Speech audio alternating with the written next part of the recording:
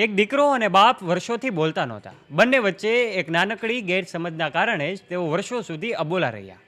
દીકરાને એવું હતું કે મારા પિતા મારા સપનાઓને સાકાર કરવામાં બાધારૂપ બને છે. તો પછી એના પિતાને એવું હતું કે મારો દીકરો મારી સલાહની કદર નથી કરતો.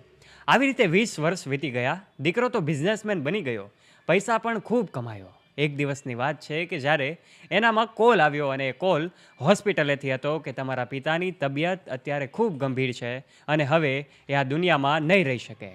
આ વાત સાંભળતાની સાથે જ 20 વર્ષથી એક પણ શબ્દ પોતાની પિતાની સાથે ન બોલનારો આ વ્યક્તિ કે જેના પગ નીચેથી જમીન સરકી જાય છે અને પોતાની જાતને ક્યારેય માફ નથી કરી શકતો.